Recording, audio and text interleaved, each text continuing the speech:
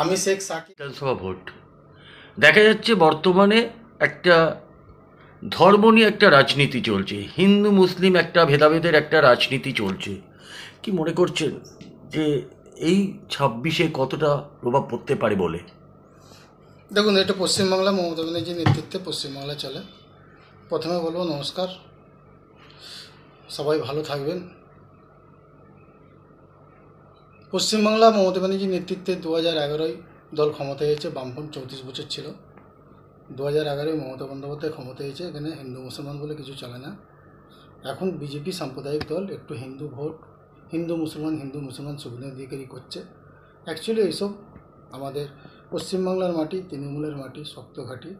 আপনারা দেখেছেন এই ক্ষেত্রে আমরা 250-র উপরে ভোট, 250-র উপরে সিট নিয়ে 294টা সিটের মধ্যে 250-র উপরে সিট নিয়ে আমরা পশ্চিমবাংলায় আবার ক্ষমতায় আসবো। এটা পশ্চিমবাংলা, এখানে হিন্দু মুসলমান দিয়ে কিছু হয়নি। দীর্ঘ 34 বছর সিপিএমকে সরিয়ে মানুষ চেয়েছিল পরিবর্তনের ঝড় তুলতে, পরিবর্তন হয়েছে। 2011 সালে মমতা ব্যানার্জি ক্ষমতায় এসছে। আজ 2025 সাল, 2026-এ আবার বিধানসভা নির্বাচন আছে। এতে আমাদের পশ্চিমবাংলায় কোনোদিন হিন্দু মুসলমান ব্যাপার আসে না। আমরা একে হিন্দু দুটো কিসেম হিন্দু মুসলমান, হিন্দু আমার নয়নমণি, মুসলমান আমার প্রাণ। আমরা সেইভাবেই রাজনীতি করি। আমাদের নেত্রী মমতা বন্দ্যোপাধ্যায়, আমাদের সেনাপতি অভিষেক বন্দ্যোপাধ্যায় যেইভাবে আমাদেরকে গাইডলাইন দেয়, পশ্চিমবাংলার বুকে হিন্দু মুসলমান বলে কিছু কাট খাবে না। দেখা যাচ্ছে বাংলা ভাষা বললে তাকে বাংলাদেশি বলা হচ্ছে। যেভাবে বাঙালিদের ওপরে অত্যাচার করা হচ্ছে, মাননীয় মুখ্যমন্ত্রী আপনার ভাষা আন্দোলন নিয়ে যখন মঞ্চ বেঁধেছিলেন, দেখা গেল সেনারা সেখানে সেই মঞ্চ, লোগো এবং মমতা বন্দ্যোপাধ্যায়ের ছবি খুলে দিল। কোন নজরে আপনারা দেখছেন তৃণমূল কংগ্রেসের সৈনিক হিসেবে? দেখুন, আমরা তৃণমূল কংগ্রেসের সৈনিক। আমাদের নেত্রী মমতা বন্দ্যোপাধ্যায় যেই একটুখানি আদর্শতে আমরা রাজনীতিটা করি। 2006 সাল থেকে রাজনীতি করছি। অনেক সিপিএমের সাথে লড়াই করে, আন্দোলন করে। এটা খানাকুল, পুরসুরা, আরামবাগ, গোঘাট। এখানে অনিল বসু ছিল হলো মানুষের চাইতে বেশি ভোটে জিততো উনি। 7 লক্ষ ভোটে জিতেছিলেন। 7 লক্ষ ভোট ছিল না, তবু 7 লক্ষ ভোটে জিতেছিলেন। তো সেই জায়গায় বাম শাসনকে আমরা সরিয়ে দিয়ে আমরা তৃণমূল কংগ্রেস প্রতিষ্ঠিত করেছি। বিজেপি একটা বর্বরিত দল, বিজেপি একটা নোংরা দল। বিজেপি চাইছে বাংলা ভাষা বললে বাংলায় মানুষ থাকবে, বাংলা কথা বলবে, এতে আবার কি যায় আসে। কিন্তু পশ্চিমবাংলায় দেখেন সমস্ত রাজ্যের মানুষ আছে, সমস্ত এলাকার মানুষ আছে, সমস্ত রাজ্যের মানুষ আছে। উড়িষ্যার মানুষ আছে, গুজরাটের মানুষ আছে, দিল্লির মানুষ আছে, বোম্বের মানুষ আছে, বিভিন্ন উত্তরপ্রদেশের মানুষ আমাদের কলকাতায় কাজ করছে বা পশ্চিমবাংলায় বসবাস করছে বা কাজ করছে। মমতা বন্দ্যোপাধ্যায় তো কোনো অসুবিধা নেই। অসুবিধা তো করছে বিজেপি এক বাংলা ভাষাকে নিয়ে অপমান করছে। আমরা বাংলা ঘরে জন্ম, আমরা বাংলায় কথা বলি, তাতে বিজেপির অসুবিধা। এবং আমরা একটা কথা বলি, আমাদের নেত্রী মমতা বন্দ্যোপাধ্যায় যতদিন আছে বা তৃণমূল কংগ্রেস যতদিন আছে, এখানে কিছু এফেক্ট পড়বে না। স্যার, এনআরসি নিয়ে যেভাবে কেন্দ্র সরকার নাড়াচাড়া দিচ্ছে, আপনারা তৃণমূল কংগ্রেসের সৈনিক হিসেবে মানুষের পাশে গিয়ে কী করে বোঝাচ্ছেন এই স্যার এনআরসি নিয়ে? না, এনআরসি দেখুন, যারা বাংলাদেশ থেকে এসছে তাদের জন্য ক্ষতিকর। যারা এই পশ্চিমবাংলায় যারা জন্ম হয়েছে, যারা বাপদাদু জন্ম হয়েছে, বা যারা আমাদের voter card, Aadhaar card, PAN card, ration card, জমির দলিল, জায়গাপত্র সমস্ত কিছু আছে, যারা মারা গেছে,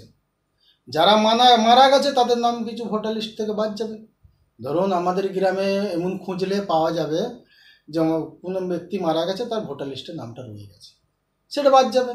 আর এখানে দেখেন না, আমাদের এখানে বাংলাদেশি অবশ্যই কই, বাংলাদেশের বাসিন্দা রোহিঙ্গা কই? এখানে তো রোহিঙ্গা ফোহিঙ্গা নেই। এসব বাজে কথা। একটা বিজেপির একটা চক্রান্ত, মানুষকে ভয় দেখানোর চক্রান্ত, মানুষকে ভয় দেখিয়ে ভোট নেওয়ার চক্রান্ত, আদার্স কিছু না।